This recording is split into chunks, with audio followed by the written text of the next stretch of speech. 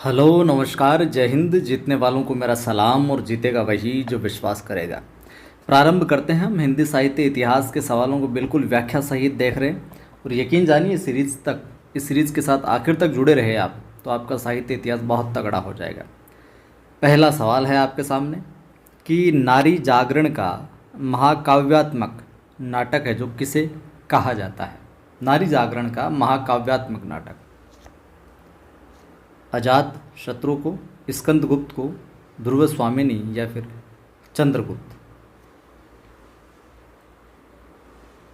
सही उत्तर क्या हो जाएगा? सी। ध्रुव स्वामिनी को नारी जागरण का महाकाव्यात्मक है जो नाटक कहा जाता है और ये किसके द्वारा कृत है?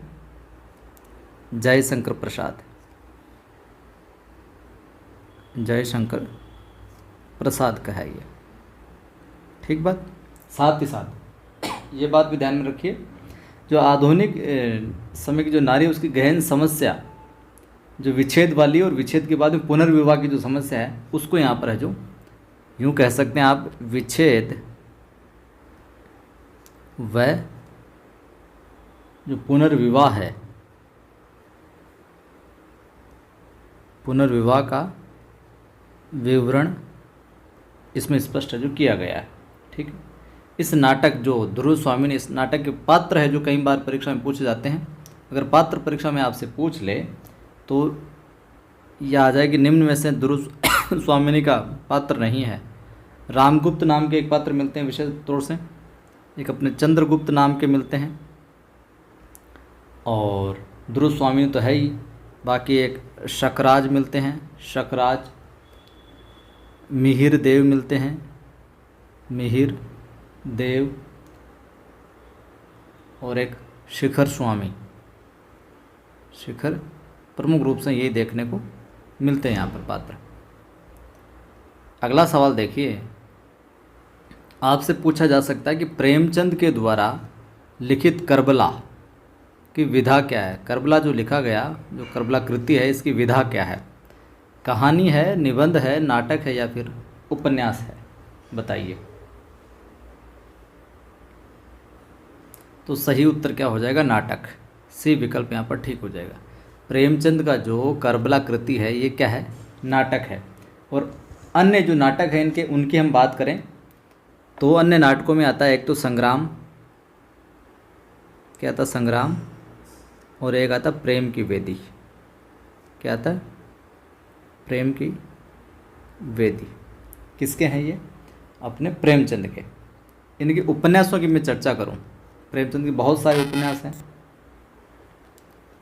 सेवा सदन, गोदान, रंगभूमि, कई बार परीक्षा में आया है। इसके अतिरिक्त निर्मला, निर्मला, कायाकल्प, कायाकल्प, गबन, कर्मभूमि, ये प्रमुख उपन्यास जो परीक्षा में बार बार पूछे जाते रहे हैं। कहानियाँ बहुत सारी लिखी, अपनी करनी, अलगोजा, ईदगाह, अनाथ लड़की, ईश्वरीय न्याय, आत्मसंगीत, आत्माराम, बहुत सारी कहानियाँ लिखी। सवाल आपसे पूछा जाए कि प्रकाशन वर्ष की दृष्टि से भारतेंदु हरिश्चंद्र की रचनाओं का सही कालक्रम है जो किस विकल्प में है? तो पढ़िए आप विकल्प। भारत दुर्दशा, चंद्रावली, नील देवी, वेदिकी हिंसा, हिंसा न भवती, फिर वेदिकी हिंसा न भवती, हिंसा हिंसा न भवती, चंद्रावली, भारत दुर्दशा, नील देवी। विकल्प पढ़िए और उत्तर सही कालक्रम के अकॉर्डिंग। तो सही विकल्प हो जाएगा बी। अब बी में क्या है भैया? सही कैसे होगा? तो बी में क्या, सबसे पहले क्या, वेदिकी हिंसा, हिंसा न भवती। तो इसका अपने को प्रकाशन वर्ष देखने को मिलता है 1873 ईस्वी। फिर दूसरा क्या है? चंद्रावली। चंद्रावली का हमें देखने को मिलता है 1876। फिर क्या है? भारत दुर्दशा, इसका हमें देखने को मिलता है 1880 ईस्वी। और फिर क्या आता है? नील देवी, तो इसका हमें देखने को मिलता है 1881। यानी कि बी विकल्प में वेदिकी हिंसा, हिंसा न भवती 1873, फिर आ जाता है चंद्रावली 1876, फिर भारत दुर्दशा 1880 और नील देवी 1881। तो इस प्रकार से प्रकाशन वर्ष की दृष्टि से भारतेंदु हरिश्चंद्र की रचनाओं का सही विकल्प वाला क्रम कौन सा हो जाएगा? बी हो जाएगा। 73, 76, 80 और 81। प्रश्न आ जाए परीक्षा में कि निम्नलिखित नाटकों को उनके रचयिताओं के साथ सुमेलित कीजिए, तो क्या हो जाएगा सही उत्तर? ये सारे के सारे सुमेलित है यहाँ पर। नील देवी नाटक किसका है? भारतेंदु हरिश्चंद्र का। नील देवी किसका है? भारतेंदु हरिश्चंद्र का। संयोगिता स्वयंवर किसका है? श्रीनिवास दास का। किसका है? श्रीनिवास दास का। अमर सिंह राठौड़ राधाचरण गोस्वामी। अमर सिंह राठौड़ किसका? राधाचरण गोस्वामी का। महाराणा प्रताप राधाकृष्ण दास का। महाराणा प्रताप राधाकृष्ण दास का है और जो अमर सिंह राठौड़ है वो राधाचरण गोस्वामी का है। ठीक है, राधाचरण गोस्वामी। और संयोगिता स्वयंवर श्रीनिवास दास, नीलदेवी भारतेंदु हरिश्चंद्र। चलिए अगला सवाल देखिए। सवाल आ सकता है कि निम्नलिखित नाटकों को उनके रचयिताओं के साथ सुमेलित करना है। फिर उसी प्रकार के नाटक है, तो यहाँ पर भी मैंने सुमेलित करके ही लिख दिए पहले से। तो एक और द्रोणाचार्य जो है वो शंकर शेष का है। एक और द्रोणाचार्य किसका? शंकर शेष का है। देवयानी किसका? रमेश बख्शी का। एक और द्रोणाचार्य शंकर शेष का है, देवयानी रमेश बख्शी का है। 8वां सर्ग सुरेंद्र वर्मा का है। बकरी जो है बहुत बार पूछा गया, वेरी इंपॉर्टेंट, सर्वेश्वर दयाल सक्सेना का है। और 3 कैदें जो है वो मृदुला गर्ग का है। 3 कैदें किसका है? मृदुला गर्ग का है। ठीक है, आगे देखिए। अब आगे आप देखोगे प्रश्न तो है ही नहीं, तो प्रश्न यहाँ पर मैं पूछ लेता हूँ आपसे। प्रश्न है, सवाल आपसे परीक्षा में पूछा जा सकता है क्या?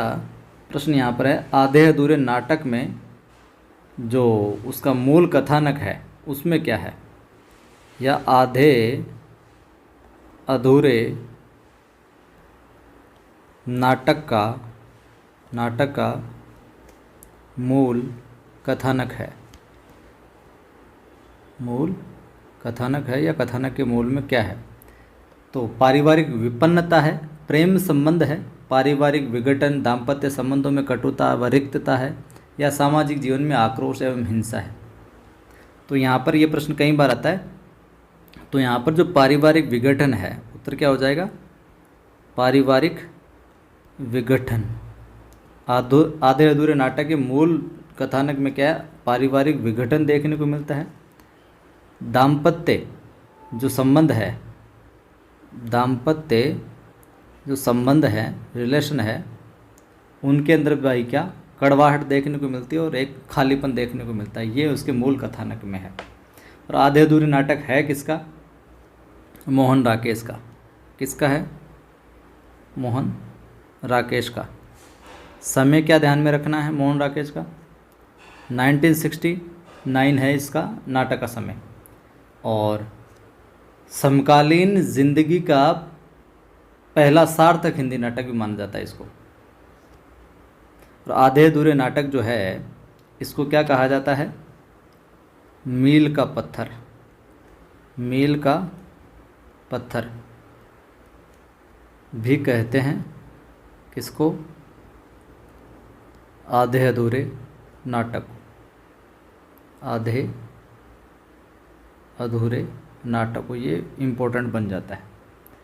वहीं मोहन राकेश के जो और नाटक हैं, मोहन राकेश के और जो नाटक है वो लहरों के राजहंस, आषाढ़ का एक दिन, ये भी वेरी इंपॉर्टेंट है। ठीक है, और एक आधे अधूरे से अंधा युग याद आ गया मुझे। अंधा युग जो है वो धर्मवीर भारती का गीति नाट्य है। ठीक है, तो ये थे आज की वीडियो को सवाल। लाइक कर दो वीडियो को, सभी दोस्तों तक शेयर कर दो। पहली बार देख रहे हो चैनल को सब्सक्राइब कर बेल आइकन क्लिक कर लो। डिस्क्रिप्शन में टेलीग्राम चैनल के लिंक है, कवि आदि गणेश हिंदी और नवसृजन क्लासेज नाम से टेलीग्राम चैनल है, ज्वाइन कर लो। फिर मिलता हूँ।